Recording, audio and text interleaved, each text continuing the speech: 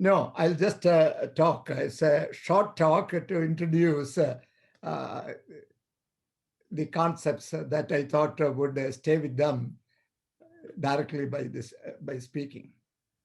Go ahead, please.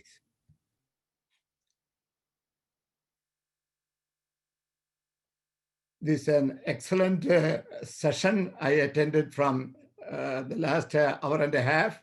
I know Rajan Narayanan for a long time, as he said. 1997, we met at the Adirudra Mahayajna, the first ever yajna conducted in the Pocono Mountains.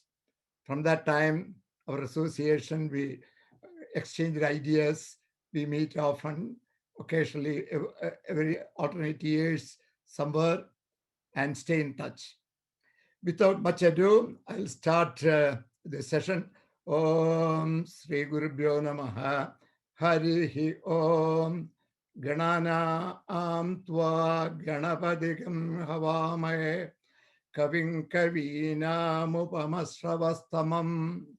Jeshtarajam Brahmanam Brahmanaspata Anasranvanyotibe Siddha Sadhanam Om Sri Mahaganapataye Namaha Prano Devi Saraswati Vajebir Vajini Evadi Dhinama Vitriyavato Om Sri Mahasaraswatyai Namaha Triambagam Yajamahe Sugandim Pushtivardhanam Urvarukamiva Bandhanan Mrityor Mukshiyamamrutat Om Trimbagamartinjaya Devataye Namo Namaha Idam Vishnur Vichakrame Tredani Dade Padam Samolamasya Bhagam Sure Krishna Krishna Krishna Om Bhur Bhuvasuvarom.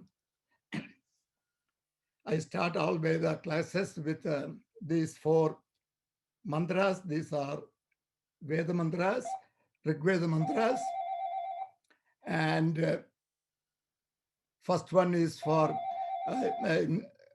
Ganapati Prarthana, then Mahasaraswati, Rudra, Trembaga Rudra, then Mahavishnu. So with this, without ado, I'll go straight to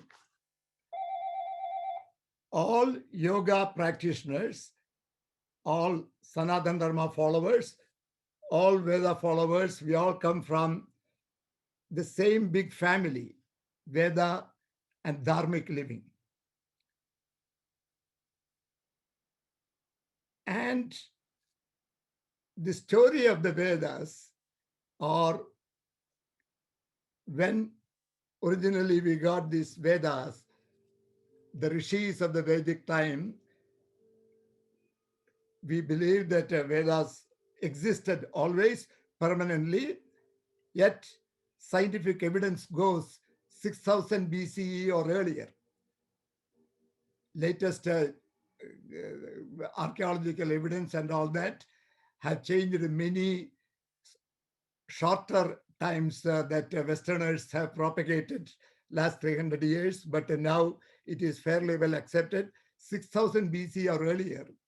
And in my book, I give a, from that original date to 2020, how the Vedas progressed from those early times on to today. There are several reasons to write the book. Without going into that, let me straight away come to the point. The Vedas or Veda Samhitas, it all started with the revelations of mantras. And these mantras, we believe, are located in the Parame Vyoman, which is the supreme station where Tadvishno Paramam Padam. I'll come to the how the stations are organized. In the supreme station, along with the Devas and the Tadegam, that one, the supreme, there is that supreme and Devas control, manage all the activities, the awareness that repeatedly in this yoga session we heard. It is a self-aware universe. And our rishis, during their meditation, they reached the superconscious state, and they could see the mantras. Analogous to today's cloud computing, these mantras are in the supreme station. Just like the cloud computing, you have a password to retrieve your data. The password to get the mantras are: you live a satyam, dharmic life, satyam tapas shraddha, continue meditation. When you get super conscious state, that is the password. You can directly see or hear the mantras. They blurted out the mantras and the disciples stored it.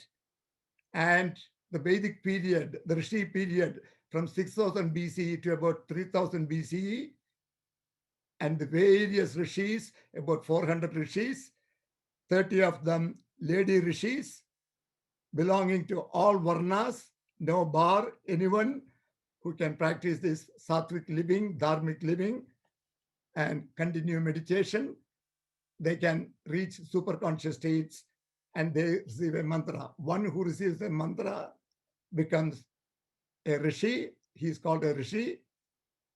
There are many rishis who have done hundreds of mantras, but at least one mantra must be received for him to be called a rishi.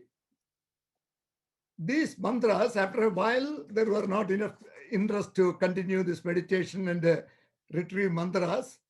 So the Vedic period ended around 3000 BCE. Then Krishna Dvaipayana classified the Vedas into 4 Vedas: Rig Veda, Yajurveda, Samaveda, Atharvaveda, and various texts came out of these Vedas. The Brahmanas, the Aranyakas, the Upanishads, then various yoga texts, Hatha Yoga, Ashtanga Yoga, then Vedangas, Upavedas, Upangas, Shad Darshanas, goes on. And the vast collection of scriptural texts that we have. In my book, I give an overview of each of these for everyone to get an overall understanding. However, because it is all attempted to understand the Vedas are known as the original books of wisdom. And everyone wants to find out wisdom. So the scholars, intellectuals, saints developed Brahmanas, Aranyakas, Upanishads, Ashtanga Yogas, Yoga Sutras, Hatha Yoga texts, Puranas, Itihasas, all various categories available to us. I will broadly classify them: Veda, Samhitas, Karma, and Yajna, which is a zero. Mantra, Yajna, and Karma is one part of the Vedas. Along with that, we also talk about Jnana. Then there is Yoga. Then Puranas. By reading the Itihasa and the Puranas, we develop Bhakti. And all these are paths. So Karma or Yajna, Jnana, Yoga, Puranas. All these texts are there. For Jnana, there are Upanishad texts, Brahma Sutras, lot of schools teaching various Jnana texts. Then Yoga, various practitioners, Yoga, Ashtanga Yoga, Hatha Yoga practice, then Yoga Vasishtha, then Purana, Itihasa, Ramayana, Mahabharata, Bhagavata, Shiva Purana, Vishnu Purana. All these in various activities, there are texts available, there are teachers to teach. However, the Veda Samhitas, from which all these have evolved, and it contains yajnas, karma, jnana, yoga, bhakti, all those aspects. Because we compartmentalized and left the karma and the yajna part, there are not teachers to teach, there is the formal education. At the same time, everyone developed this understanding from their forefathers and the family practices. And the English translations that happened towards the end of the 19th century, many Western translators and some of the Indologists who followed their uh, teachings and all that, because of the structure of the Vedas, now I will state they did not fully understand, and things where they did not understand, they added some skepticism as well, with the result that Vedas and Veda Samhitas are not properly understood. So I will try to say quickly. So what is there to understand in the Vedas? Because everyone thinks Veda means either you go to Jnana Marg, go attend Upanishad lectures and meditation, try to become a jnani, follow yoga, where you develop all aspects, and awareness, through awareness, you reach the ultimate. But when it comes to the Veda Samhita, no one clearly understands what it is. And we say that, oh, it is ritual, it is devoid of wisdom. So I wanted to understand, how can it be when Veda Samhitas are known as the oldest books of wisdom, yet we are not paying attention to what is in Veda Samhitas? So I started the practice after my Diksha when I was 11 years old, and I was searching and searching. And the last 10, 20 years, I have had a transformative understanding of what are in the Veda Samhitas, and that is what I wanted to convey to you. So if you ask the question, so what is in the Veda Samhita? Veda Samhitas want to make each and every one of us all-round perfectionists in whatever we do. Mark this word, all-round perfection. Even if you become a great in one field, take Albert Einstein, theory of relativity, he is considered the ultimate in the physics field, but he's only an expert in that field. But Veda says you can attain all-round perfection. So we must try to understand this Vedas so that we start increasing levels of perfection of all the things that we participate in. Whatever profession we do, whether you are a scientist, whether you are a homemaker, whether you are a tax consultant, whether you are a yoga practitioner, you will see higher levels of perfection. And it will lead you to ultimately to all-round perfection. That is what the Veda Samhita says, and that is the reason why all of us must try to understand. So, hey, you are telling me all-round perfection. How do we get to this all-round perfection? So we start by saying Vedas consist of Veda mantras. Our rishis have gotten the Veda mantras for us, and it is available in the Rig Veda, Yajurveda, Atharva Veda. The Veda mantras have three meanings: Adi Baudik, Adi Devik, Adhyatmik. The Adi Baudik, the external meaning, the direct meaning; the Adi Devik, related to the Devas; and the Adhyatmik, the subtle or the inner meaning. So, unless you understand the Adhyatmic meaning, because Veda contains symbols, symbolism, they don't directly explain many things, so there are symbolism. So to understand that, you need to understand the Adhyatmic meaning. Sri Aurobindo, a great yogin himself, first by a direct experience, later by the study of the Veda mantras, he explained 100 years ago, 1914 through 1940, during that time, he wrote essays on Gita, and he said, this Tadegam, supreme, there is an awareness. That awareness is spreading all over this universe, in every human being, every animated, inanimate things. And there are devas who are the same as, along, who have specific psychological powers, spiritual and psychological powers. And this Tadegam and these devas by name Agni, Indra, Mitra, Varuna, Aditi, Saraswati, Ila, Mahi, these are all devatas who help Tadegam. Yet each of these devas have the same powers as Tadegam, with special psychological powers. So Aurobindo explained all these things, and based on that, Professor Kashyap in Bangalore have translated all the mantras in Adhyatmic meaning. And I have been doing research with Professor Kashyap during the past 10 years.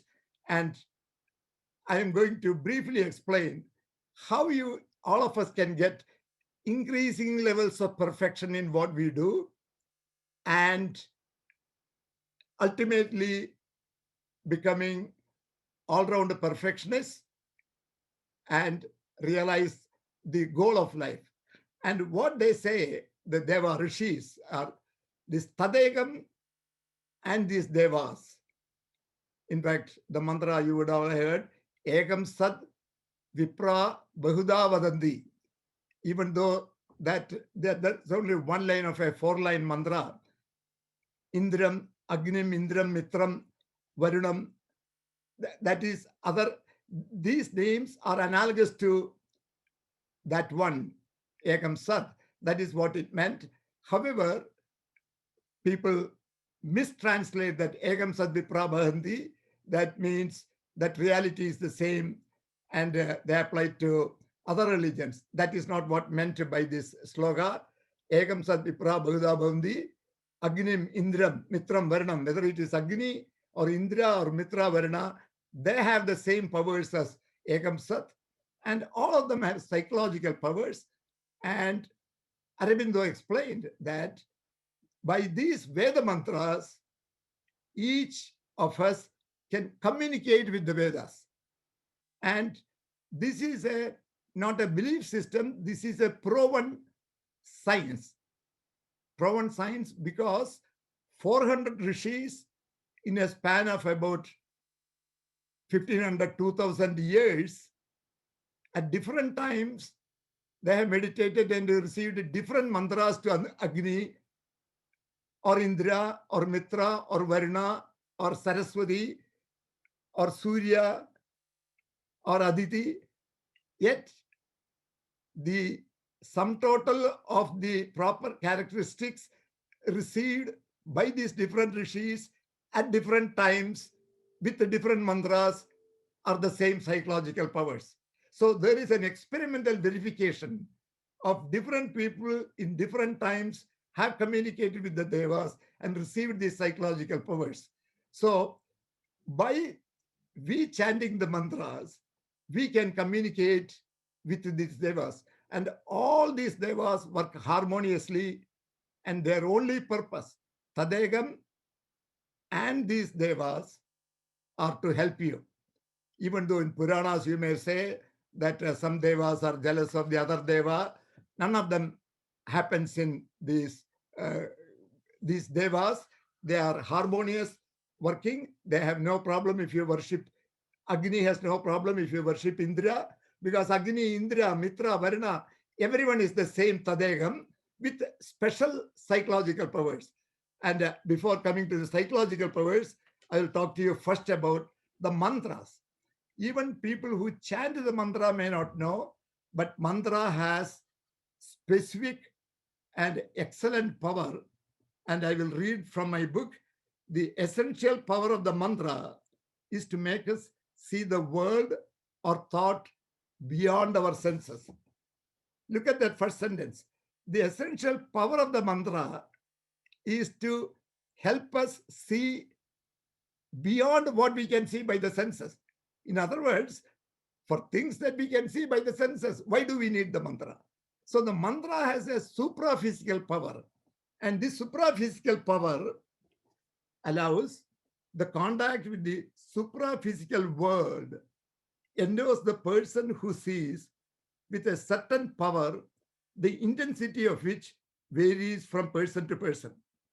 And Aurobindo again says on mantra, the mantra can not only create new subjective states in ourselves, not only alter our physical being, not only reveal knowledge and faculties we did not possess before, not only produce similar results in other minds than that of the user, but also it can produce vibrations in the mental and vital atmosphere, which can result in effects in actions and even production of material forms on the physical plane.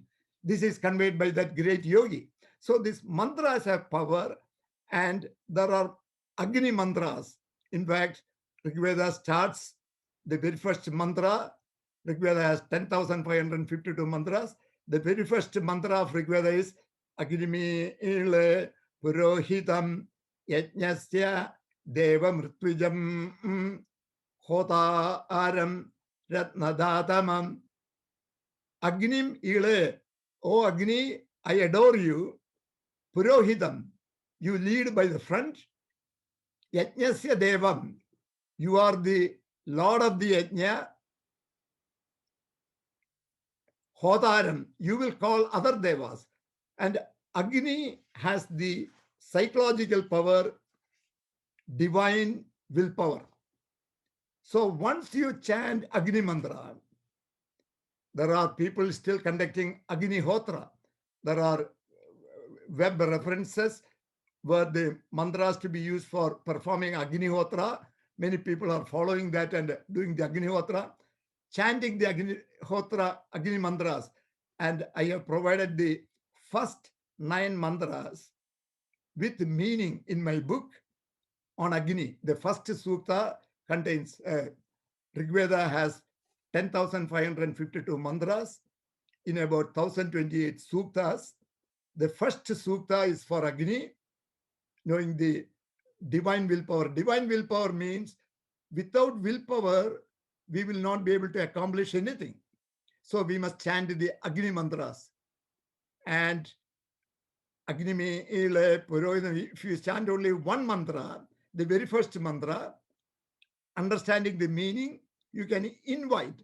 By this communication, if you call Agni, then Agni will come and place an emanation of his power in you. And if you are leading a sattvic life and continuing this Agni mantra, inviting Agni, this emanation will start growing in you, and you will get the power of willpower. And it will be divine willpower, not only your willpower of, hey, I will go my way or highway, but this divine willpower will even look ahead what is good for you in the future also. So you will be able to see things by this mantra. In the same manner for Indra. Indra is the deva of divine mind. So to get purity of your mind, Indra. And along with Tadegam and the devas, there are dasyus, evil powers also. You can imagine the evil powers as nothing more than our own, the Shadribus, Kama, Krodha, Lobha, Moha, Mada, Matsarya. So these, because we live in these dasyus are also within us, and however much we try, we will not be able to remove these Shadribus, and they have names Vritra, Vala. And of course, those who have read Puranas, they will know that there is a fight between Indra and Vritra, and Indra kills Vritra. That is a story in Bhagavata also. Where it comes from is the symbolic battles explained in the Rig Veda. So in other words, say we all know that we have the weaknesses, the Shadribus. kama, krodha, lobha, moha, mada, matsarya. Now, everyone knows that anger is not good for us. Yet, we cannot sit in a corner and try to get rid of the anger, because the evil power does not want you to get out of this one. He wants to stay inside your body. So that evil power is by inviting, chanting mantras for devas, Indra will come inside with an emanation. When that emanation grows, then Indra will be able to fight and symbolically get rid of Vritra and Vala, and thereby the Shadrabhus, you will start going away. So these are all only when person like Aurobindo explained, that is what, otherwise it is all said, oh, there are some rituals are going on. That yajna, what we do as an outer yajna, has an inner meaning. The inner meaning is you are doing a communication with those devas, Agni, everything you have conduct a havan. So you are inviting Agni with these mantras, and you are inviting Agni into that by hearing the mantra, even if you don't chant. Luckily, I have learned Vedas and I'm able to chant. But those who have not learned Vedas, you hear the Veda mantras as the yajna goes on, and invite the devas. You can also chant these mantras, one sukta mantra after explaining in detail. So once Dr. Narayan Swami, 5 minutes. so a lot of people would have to leave by 7:30 Yeah. because they get out for dinner. So it's already like 25 minutes for you. Yeah, 2 So minutes. One more if thing we can sum up, and then maybe people can ask questions, because I know this is very interesting and a lot Yes. of people will ask you questions. Yes, one more thing is there are Prithivya Saptadamavi. This world is divided into 7 stations. Earth, Bhuhu, what you do in the pranayama. Om Bhuhu, Om Bhuaha, Ogum Swaha, Om Mahaha, Om Jana, Om Taha, Ogum Satyam. The Satya station is where the Devas, Vishnu, and the mantras are there. So by this, the evil powers will go, the Devas will come in you. Agni will invite who are all devas are needed to make you, and then you rise in consciousness level, and eventually, over a period of many births, you will get to the Parampadam, and you will get the triple infinity, or triple immortality of triple infinity, Sat Chit Ananda, by following these Vedas and Veda mantras. This is the essence of the Vedas and the wisdom in the Vedas. And the book that I've written is Understanding the Vedas, with highlighting the spirituality and wisdom in the Vedas, released by Amazon, both in paperback form and Kindle version. Please, very short time, 1 or 2 questions I can answer if there is questions coming.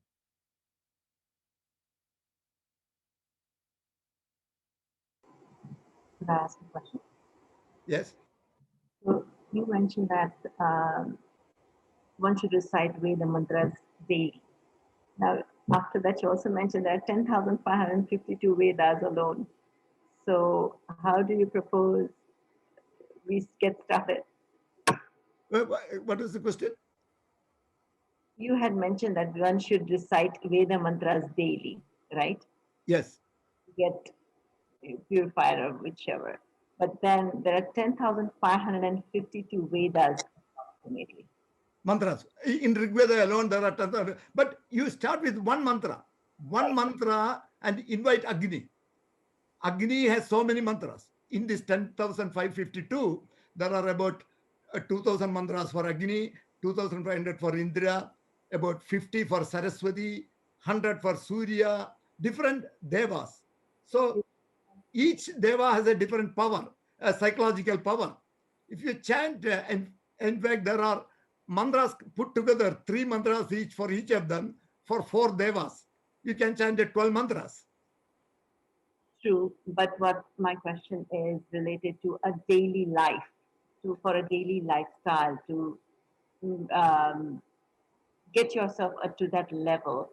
where you get yourself open to inviting these devas and these energies into you, which mantras would you suggest one starts with? Agni, the first sukta. That is why Vedavyasa classified it as the very first mantra. And I don't even know, there was an email going around that when first the gramophone recording hour was there, he called Max Muller in the 19th century also, and they asked him to say something to record back. And the first what Max Muller said was this: Agnimi ile purohitam yajnasya deva mrityujam. So anyone can do that. If you have only 5 minutes every day, that is fine. Then you start. Then you will find changes in you. Then you will take more time into that one, and you can continue whatever field is your profession. So there is professional karma and there is sacred karma. But start inviting the devas into your life, and that is what yajna. Your acharya or priest will conduct that. You listen. That is enough. Then gradually learning can happen later. Listening to the mantra is also fine. So these are all ways suggested. But we must, the whole Veda Samhita is now abandoned. Everyone goes to Jnana, to Upanishad, and this and all that. But this is where everything has come from this. So this is necessary. Unless that, we will lose this Vedas. We have to transfer it to the next generation. So everyone has to take interest now. So once I understood in a position to explain, I have come with this, and I'm in a mission to spread the word. Thank you.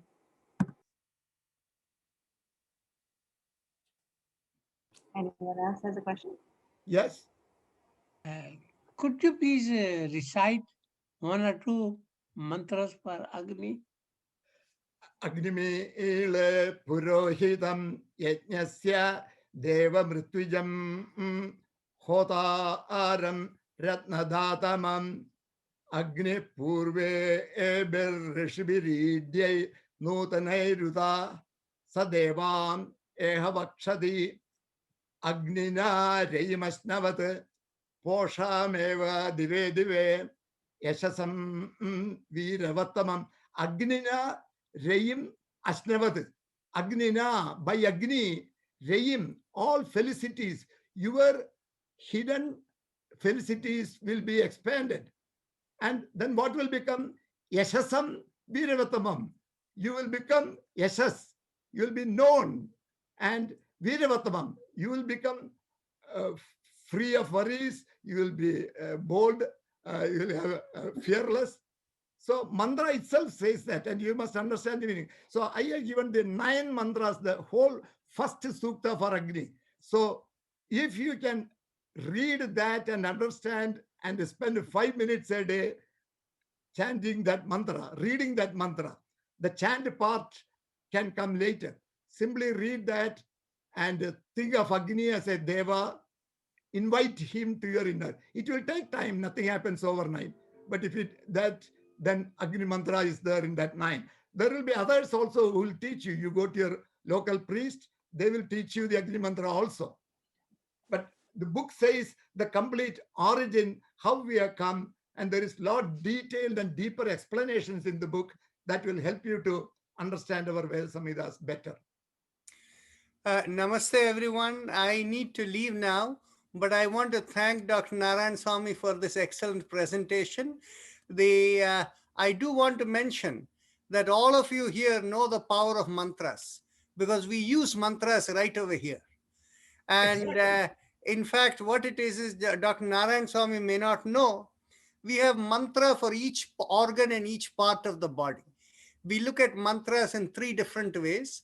One, the chakra vibration mantras are audible mantras. The second level mantras which we use are for meditative connectivity. And as you say, a rishi is a person who is able to divine the mantras. What we say is each person's personal mantra, if they are able to do it, it silences the external vibration and it connects you into the cosmic intelligence, the Rita. And one who connects into the Rita is a rishi. And so the third level of mantras that we use for healing purposes is for each organ of the body has its own mantras. There are people here who have used mantra for their ear, for their heart, for the lungs. So we can work with each part of the body separately with a mantra. So, No, in a sense, I'm carrying sand to the beach, perhaps. but what you're doing is you're bringing about the linkage with the tradition of the Vedas and how all of that has brought in, and that may be of interest to the audience here. I need to go into another meeting, so I'm going to excuse myself. Namaste, everyone. Namaste, Rajan. Rajan, nice meeting you, and this is fantastic. I enjoyed the whole session. That is why I said, rather than coming at 4, I want to listen completely one day, and I'll try to participate various sessions of yours whenever I get time. Dr. Narayana Swami, is there any particular time to recite the mantras? No, anytime. You have, this is you are one-to-one. You can always, they are always ready to help you. Many of the things that we have, the baggage that we carry, we have to do that ladies may not chant this and all that. There may be, for what reasons we do not know. Everyone can chant. Everyone can invite Surya. Everyone can invite Mitra, Varuna. All of them are ready to help you. But the reason to start with Agni perhaps is that Agni is called in the first mantra, it says Hotaram. Hotaram means caller.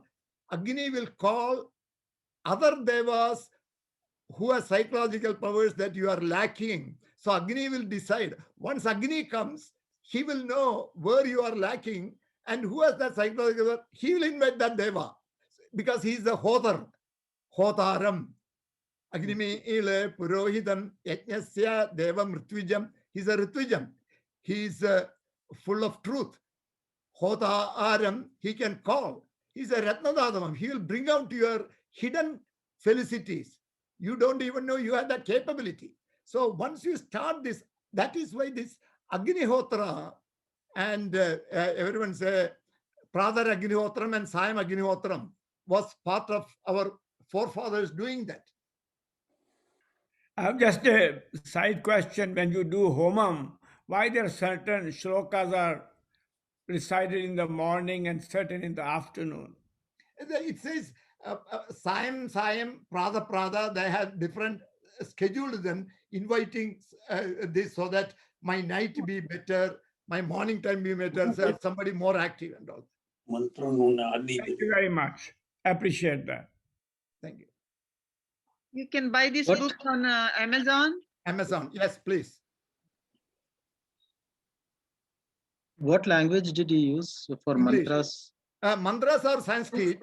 Mantras are Sanskrit. So the book is written in English, and both there is Devanagari, Sanskrit, and they have transliteration and meaning. And Thank you very much. One book or there are many? Pardon?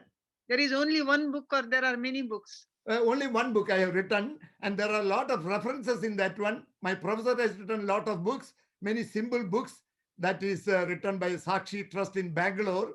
I can also get them. I have a website also, understandingthevedas.com. Directly from there, you can send email to me. Anyone has any question. See, the name of the book is Understanding the Vedas. And the website is also understandingthevedas.com. Very good. So if you go to that website, you can directly send email to me. Any specific question, I will answer. And the power of mantras, as Rajan explained, I'm very happy because you are all aware of the power of the mantra. But many people, the chanters themselves do not know the power of the mantra. And we have got to understand that these devas are here to help us.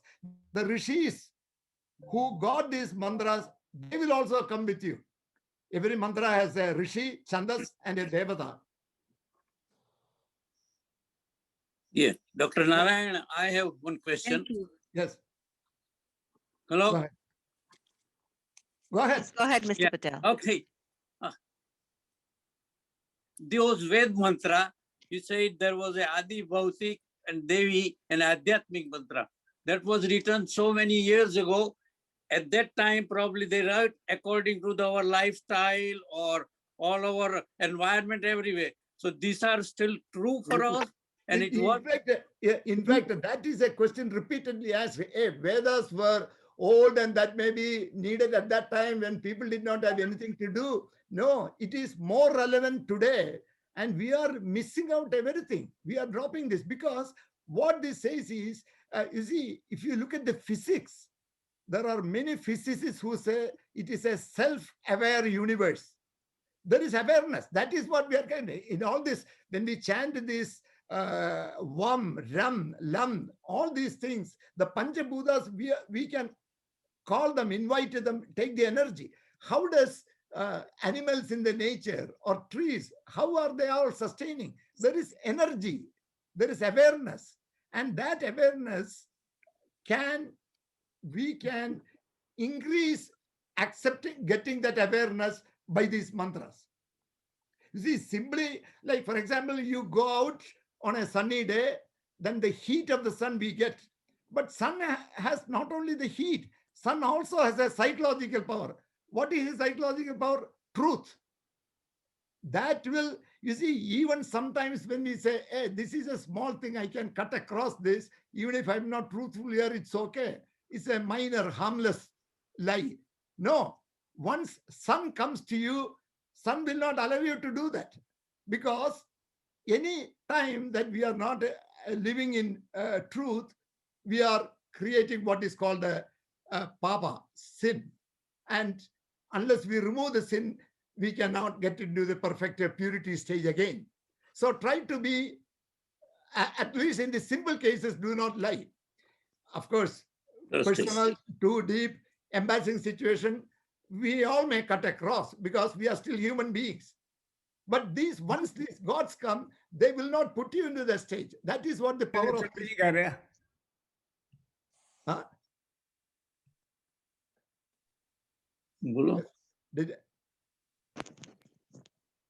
Sorry, there was a interruption by someone. Go ahead, please.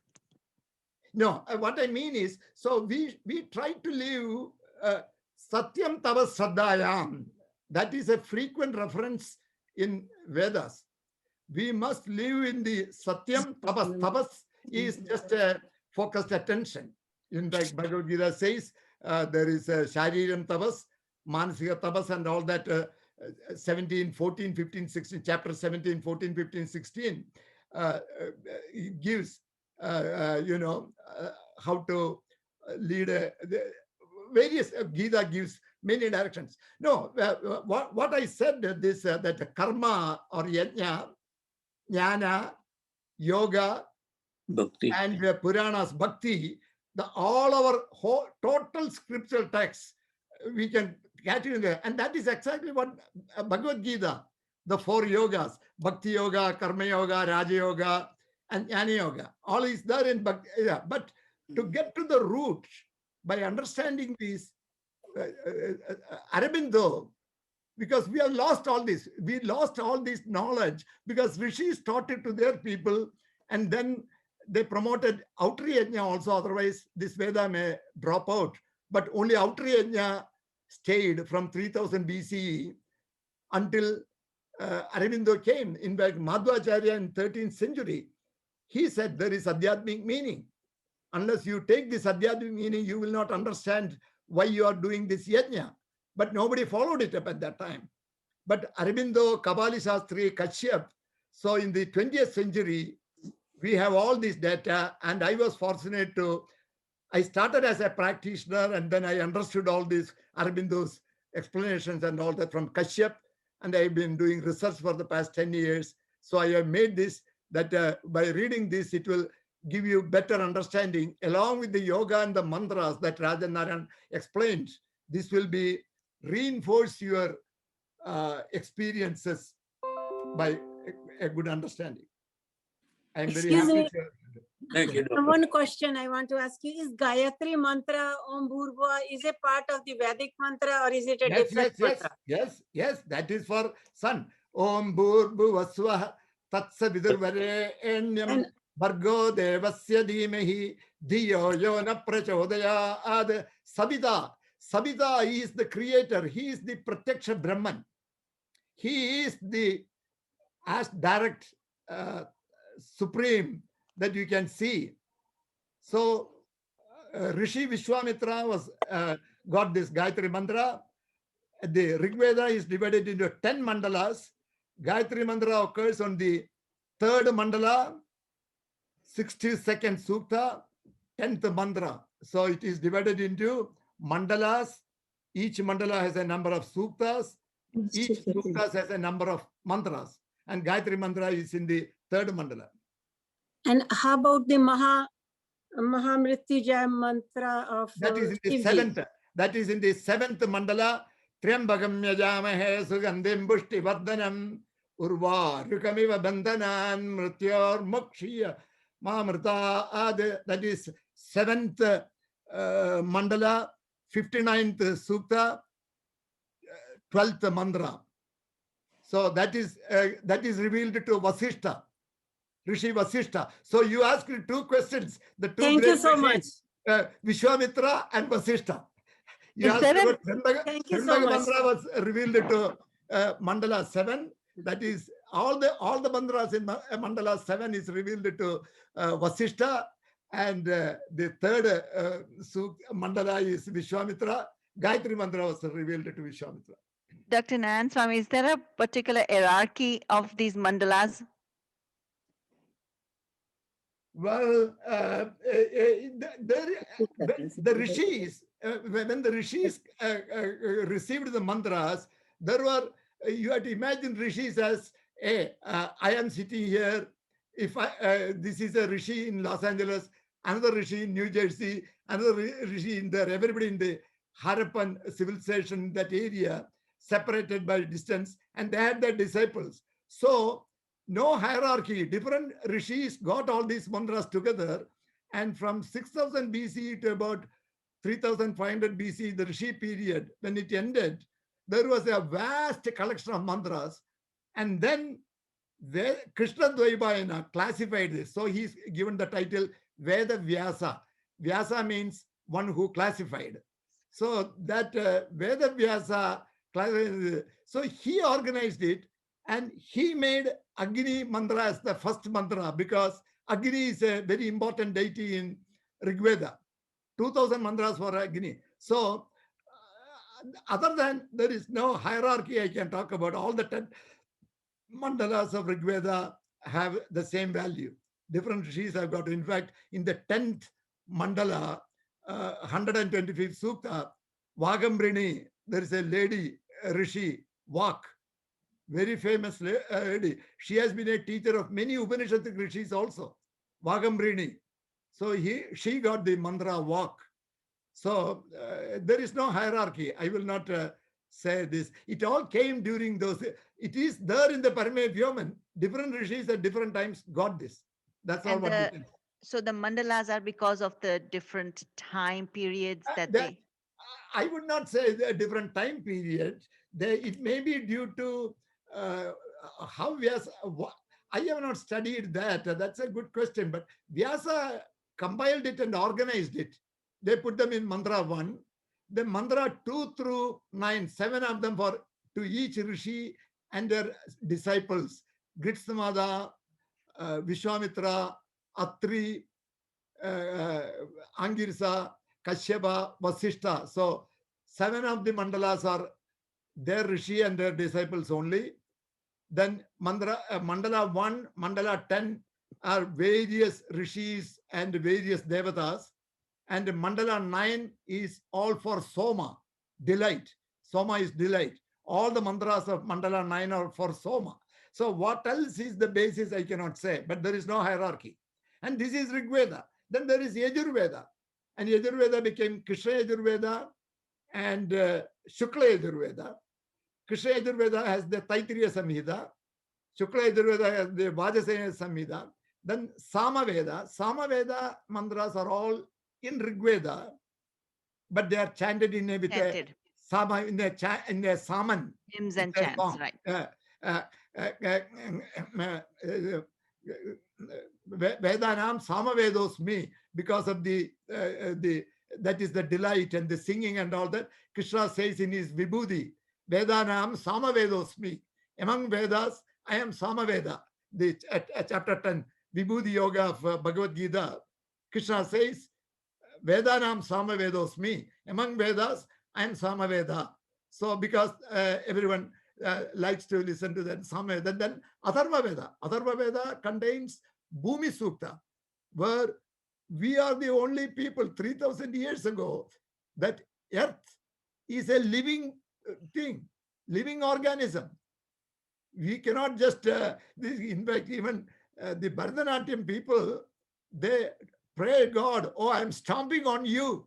Forgive me, my stamping. For dance, they have to put their foot down. So they pray to Bhumi Devi. We also pray, right? Samudra Vasane Devi. We also, all of us do that. Yes. So it is Satyam. There are Bhumi Sukta comes in Atharva Veda. It's very important. Only 30, 50 years ago, Westerners found about ecology and necessity to live and all that, because they, in the Semitic religions, their belief is that this is for everyone to plunder and destroy this world, that this is a self-sustaining, and the dharmic living is needed, because our rishis have found it long ago, many of them. So, and it is in a sense unfortunate that no one is, there are no teachers of Veda Samhita, no one has done research on Veda Samhita. You see, oh, that is karma, yajna. There are some bhadyas or priests who will chant some mantras and do this ritual, and it is given a branding wise also is not very good. Some people say that only superstitious people go after this, and there is no, you can experience all these things. Anubhavam eva shastram. All our Vedas is a science. Anubhavam, you can experience it. If someone comes and asks me, show me, it takes time to show anything, to do any experiment. But no one will go and ask a neurosurgeon, show me how to do neurosurgery. But in Vedas, they will say, show me now. Hey, you also have to spend 10, 15 years to understand it. You don't have time for that. And then without reading it, you say it is. So we are neglecting this, but it is time. There is a revival. And I wrote it mainly for my next generation. My grandchildren should read my book. That is the main reason to write this to all the youngsters. Is there only one such mandala? Which one? The mandala that you spoke of with the levels. Is there only one such mandala in the universe? No, there are 10 mandalas in Rig Veda. Only it is Rig Veda alone is divided into 10 mandalas. And each mandala has suktas. Collection of mantras is in a sukta 10 or 12.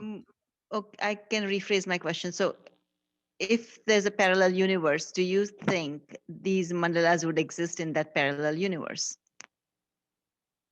There has to be, it has to exist. Everywhere there will be people meditating and recovering these mantras. The mantras are available even now. In fact, that is another question that someone asked me in another lecture.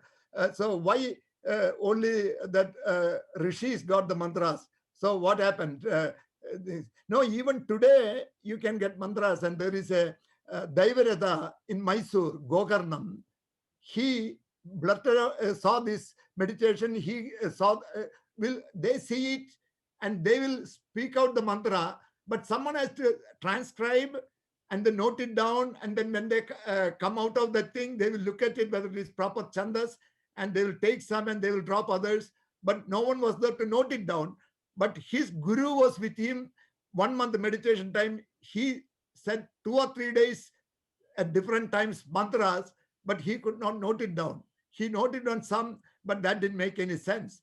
But he was able to see the mantras, Daivarada, in Mysore recently. So I'm sure there are many people in Himalayas. They may still be getting mantras and teaching to their disciples. Okay. It is still available now. Anyone can go ahead. I think someone else has a question. Chitraji, please go ahead and unmute yourself. Namaskar. I just would like to know, Dr. Narayan, every day I chant Gayatri mantra about 10 minutes, 12 minutes. But do you advise to, read that Agni mantra every day? We must learn that. Can I add to that question, please? So the question is that just like someone else just asked, Gayatri Mantra and Mahamrutyunjay Mantra, are these two staples one should include in one's life? Yeah, you see, I chant all these mantras, so I am not in a position to say whether which one select. But if you have the chance to chant the mantra, Agni is a, you see, Agni and Surya, Savita is, the Gayatri mantra is for sun. Savita is the creator. Agni in the earth, Buhu, Bhuvaha, Suvaha. In Suvaha, Aditya. Agni and Aditya are the same. There is no thing. Both are truth seekers. Both are,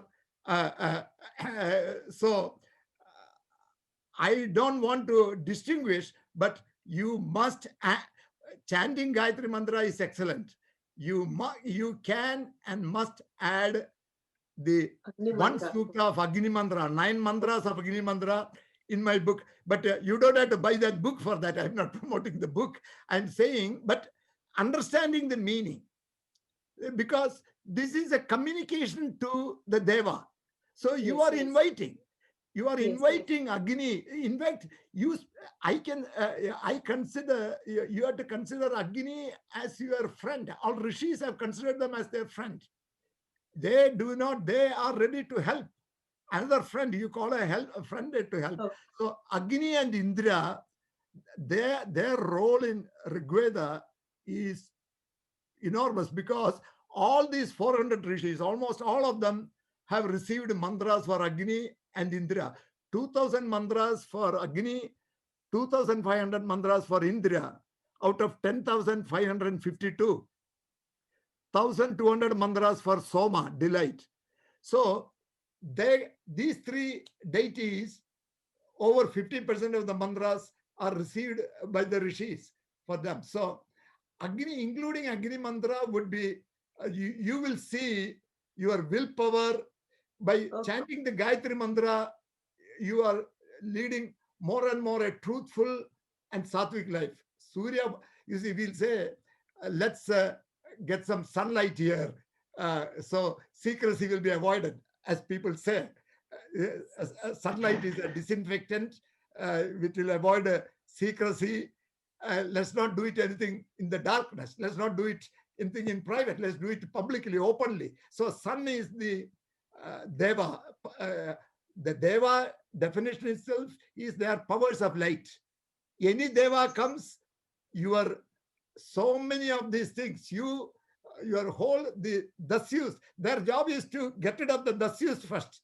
Then you become pure.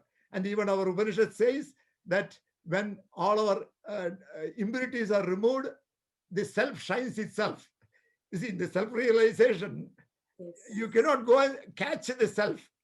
Self is there, but it is covered with impurities. As Bhagavad Gita says, that Dhumen avrudo vanni, ulben avrudo garbaha, yada adarsho malenacha. You see, when Arjuna asks, I want to like everybody, but I don't like everybody. I want everybody to like me, but many people don't like me. What is it? And Krishna says, Kama esha, Krodha esha, Rajoguna samudbhava. Kama and Krodha is karanam, and then he gives the reason. Dhumen avrudo vanni, ulben avrudo garba, malen adarsha,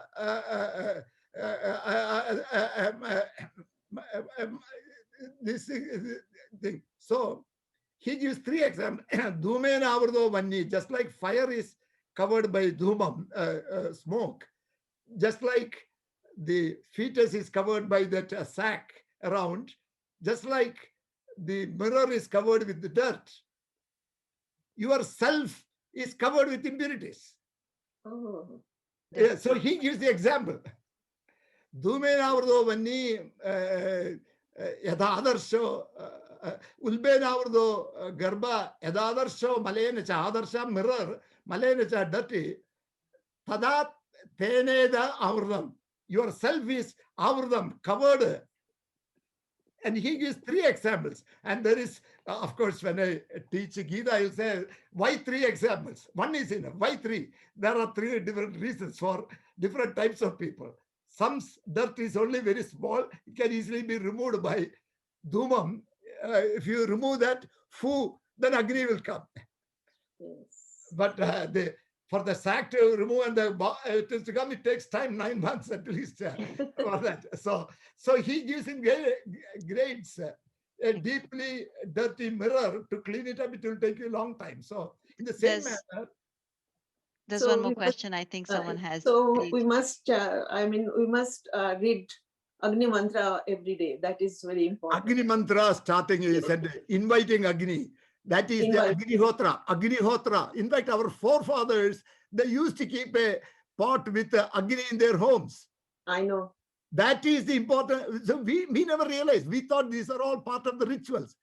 We dismiss everything along with the moderners who didn't understand why it was. So we also followed that. You see, many of the people who have critiqued Veda have not studied Veda. That is the tragedy of this. They get to, without going deeper into this, they have concluded. No, we didn't start with that. Tej M has a question. Tej M, please go ahead. Thank you very much, Dr. Narayan. Yes. So I was going through your website and found out you had a very distinguished career. Was there any usage of your Vedic knowledge towards your career? You see, that is a very interesting question. I personally, I don't want to say I have a direct line to God, but so many times the answer will appear in front of me. I have that feeling that so because these devas took me through all those challenges. When I see this thing and all that, there are so many persons. I don't want to say that, but you directly asked that question, so I have to answer in the saying that I could see that. I always used to say, I'm not the chairman of my company. It is the God that I worship. They tell me what to do. Just like chairman gives the orders and I follow. Even though I was the chairman, I was issuing orders to everybody. I used to tell my close friends, I'm not the chairman. Someone tells me, I have so many tough situations. I got out, I don't know how. You can say luck, you can say grace, God's grace, or I did the right things, or you can put all those things. But I have no doubt to say that it was these devas guiding me through the right way. Naresh Chand, please go ahead. Naresh ji. Avni, one more question, if you can. Hanji, go ahead. Naresh ji, one moment, please. Okay.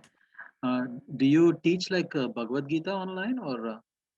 Now I have stopped teaching. No, Bhagavad Gita I used to, I used to teach Upanishad because Vedas, I was taught, everyone said it is, I was practicing Vedas since my Diksha at 11 years old, except when I went to college and all that, I didn't have any facility. So about 10, 15 years, I didn't do anything. But when I was in high school, I stay home and do the puja and then only go. Then after married and settled down, then every day I do my puja before I go to my work also. Chant all these Veda mantras of the Rig Veda and the Yajurveda, most suttas and all that. So I always felt that I had that guidance. But after 20, 30 years, I was not able to see where is the wisdom, where is the wisdom. Then I said, oh, jnana, and I went after Upanishads and studied Upanishads and taught Upanishads. Then again, I am asking, so where is the wisdom? Then finally, I had a chance meeting. You see, when you start asking repeatedly a question, sometimes you get the answer, otherwise you'll be taken to someone who knows. I had a chance meeting with Professor Kashyap, and then he has learned this Aurobindos and he has translated. He showed me quickly I could grasp, put all these things together. So in the process, I went through all this. Gita, I was studying from college days. Then Puranas I read. My mother took me to listen to Bhagavata Purana in school onwards. So I had opportunities to learn all these things, but never able to understand where is the the real wisdom, how this all happens. And now I think that it is these devas simply chant the mantras, communicate with them, they come to you and they help you. Their job is to help you. That's all. You call, and in fact, sometimes when you see in this other thing of the ask and thou shalt be given, which is true. It all came because ours was the only religious book at that time. Vedas was the only religious book at that time. And all other religions have taken large chunks from the Veda. Naresh, go ahead with your question, please. So my question to you is, I mean, you come from a rich land, we call it South India, where most people are very religious and involved into mantras, recitation from childhood. In North, it's completely opposite. I mean, I learned few mantras from my mom, and I am proud of it. But at the same time, most people are ignorant, including me. How can you simplify the gist of Vedas for the coming generations? Otherwise, when you are gone, your books may carry some message for some people, but for the coming generations, that simplicity is the answer. Because with all due respect, I recited some mantras with you because I knew them by heart. Other than that, it's very high level of talk. You see, what you are saying is an excellent point. I cannot say enough because I have struggled with this one again and again. In fact, I now think this book also may not be the first two or three chapters. Everyone, I think my high schoolers can read and understand. But this book is in two parts. And in the first part, I explain the historical narrative and all those things. And really, the meaning of mantras and thing comes in the second part with the spiritual meaning. What is it? So even to say, I will ask a simple question. I could not, 10 or 15 years ago, could not even answer my children's question, or I cannot force them to do this, because if they ask, hey, is it faith? You may have to, I did it based on faith, and then I found out the meaning. Now I have experience, and I now know many experience when I look back. You have become a yogi. You have become a high level of yogi. You're observer. You studied fast mantras, recited it, remembered it. You became an engineer or whatever, and then that helped you, and you are aging gracefully. That is helping you, no doubt. The people who recite mantras, they are aging gracefully, more gracefully. So yoga, my suggestion to you is, in your old age, I happen to learn that you are 80 plus. In your old age, take some small videos, simplify the matter for people like me and my great-grandchildren. Yeah, you see, I thought that is this book. Now I understand. No, My friend said this is not enough. For most people, to my mind. Yeah, I think so. I agree. I will not agree now. Once that the book has come out, I seem to think so. So one of my close friends is saying, you have to go down, you have to come up with 15-minute videos. That's what they're saying. So, yeah, that is what they say. So I welcome help. I may need additional help. Well, it's only 5-10 minutes, 20 minutes of videos, and start storing them into your iClouds and start releasing it to the people, for ignorant people like me and my great-grandchildren. Yes. First, I want to tell them that, you see, I want to start a simple question. At least let me ask a simple question and a simple answer, and you start going that explanation. So, what is in it for studying Veda? What am I going to get by chanting 15 minutes of Veda mantras or studying Veda? Am I a loser if I don't study Vedas? Today I can answer that. You 15 minutes or 20 minutes, rather than spending on your C++, that may get you a job before 12 years old or 13 years old, but this will give you lifelong direction and help for you and the happiness and the harmoniousness. So Vedas there. And then I will answer the question, am I a loser if I don't learn Vedas? Yes, definitely you are a loser. Just like are losers, really. In no, that no, I didn't mean to say, I am only posting this. I'm only Sorry posting to this. interrupt. Sorry to interrupt. So I have to leave. I'm making Avni ji a host, and but the session will automatically end around 8:15 or 8:20. Okay. So please feel free to finish it before that if you want to. Narayan Swamiji. Namaskar. Thank you, Narayana Swamiji. It was really a great pleasure. But the discussion will continue. I'm just leaving. Okay. And Swamiji, there's a question, actually a request from someone, if you can, before we end the session, if you can chant the Soma Veda a little bit. Samaveda, I have not studied, but the only thing we chant in the Samaveda, I have not learned Samaveda. I have learned Rigveda, Yajurveda, and Atharva Veda. I have learned Yajurveda, Krishna Yajurveda, and Namakam, Chamagam, Purusha Suktam, Sri Suktam, Durga So maybe you Suktam. can recite something from the Rig Veda. But however, before that, another question is, so if we take Samaveda, I'll do one thing. There is in Taittiriya Upanishad, I don't know how many of you are Taittiriya Upanishad, there is a thing. Etat samagayannaste ha vu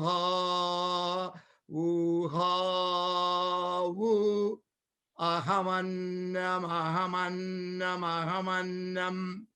ahamannado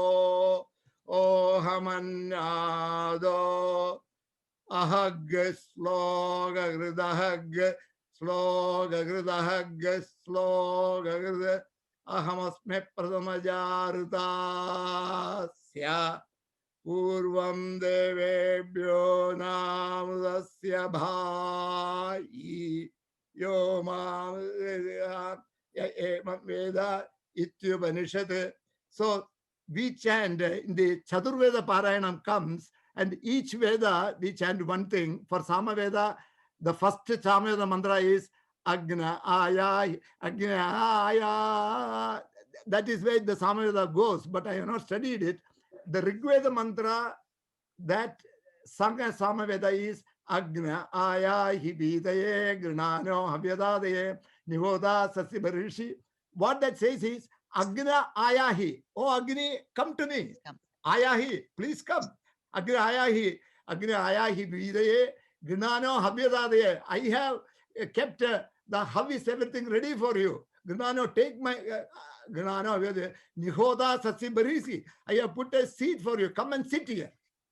So simply saying Agna Ayahi Gnano Havyadasya, that is why this Chaturveda Parayanam, they say chant the first mantra in each of these Vedas, done by Vedavyasa Krishna. Here he has compiled it in such a fashion. So just chanting one mantra in all our pujas at the end, there is a Chaturveda Parayanam. Mantra is very powerful. It's a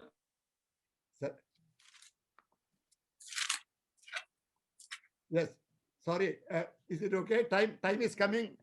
We still have few minutes. Please go ahead. Sorry about the interruption. So that this one. So just for the Samaveda, but this is not that the Agni Ayahi, they will chant Samavedan. I have not learned the Samaveda. Okay, thank you so much for reciting that. I think there is one more question. If we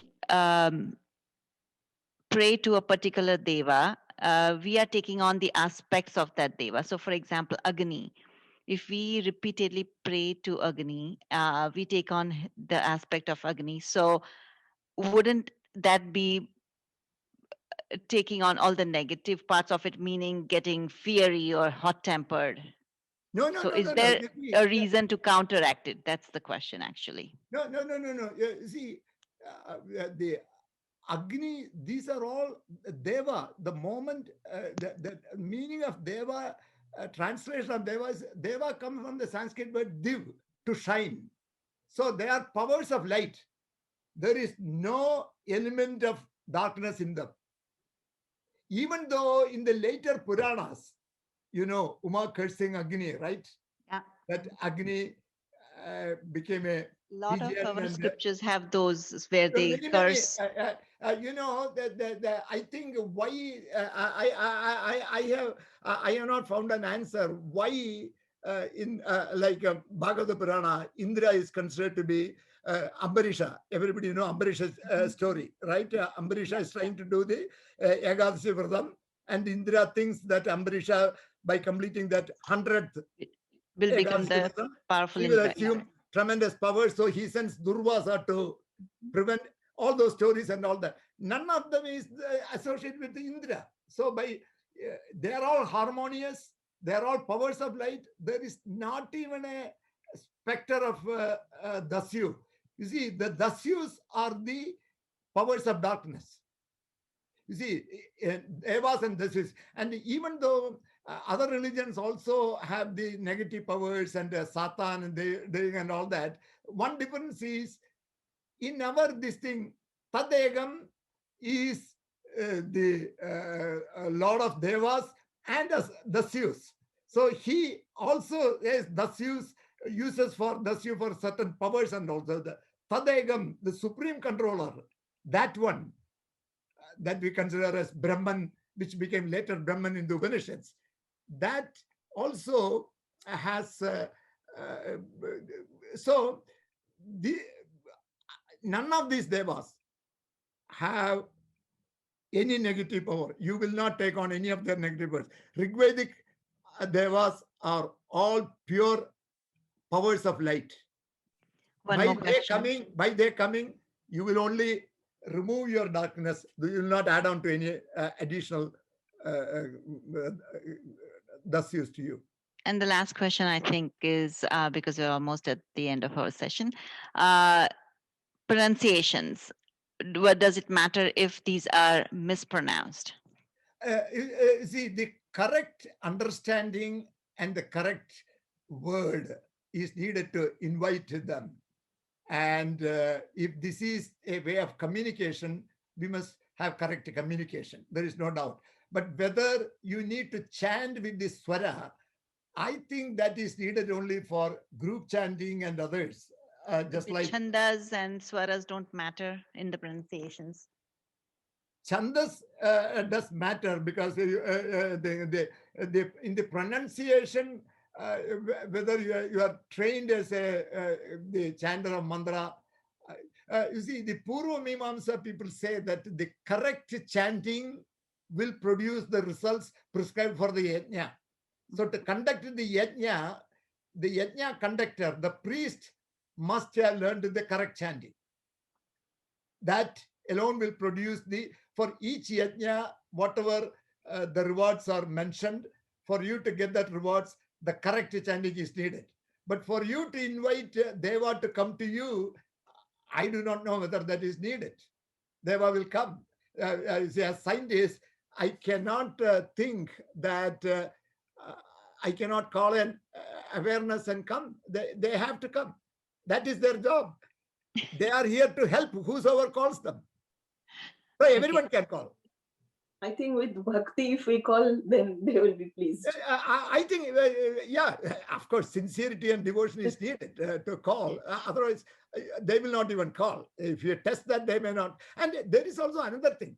If I call, it will not come. It all is practice thing. Many years, they say they planned an emanation only on your subtle body, not on the gross body. So first you have to develop the subtle body. How do you develop the subtle body? That is where the sincerity, your dharmic living, all these things matters. So if you are not set up your subtle body, then the Deva wants to plan this thing and he finds no subtle body, he walks away. He cannot plant. Nothing happens. So that is why maybe some people say, hey, I chanted for 1 month, nothing happened.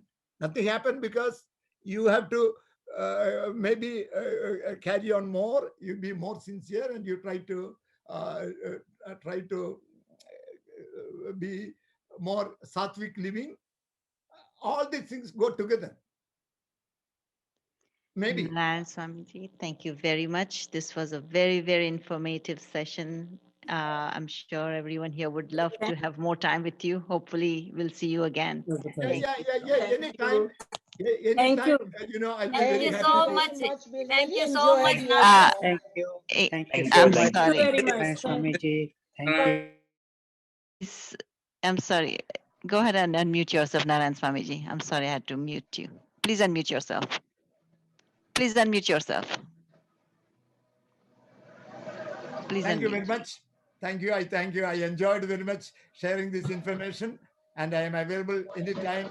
Anytime any group of you want to talk, you can send an email to me from my website. You can send a thing. I will answer. Thank you very much. Thank you so much. Namaste. Thank you very much. It was Pranam. wonderful. Very great knowledge. Thank you. Thank you. Namaskar. We are Namaskar. enlightened by your knowledge. Thank you so much. Thank you so much. Namaskar. Thank you. Namaskar. All of you. Namaskar. Thank you. Thank you Namaskar. so much. Thank you.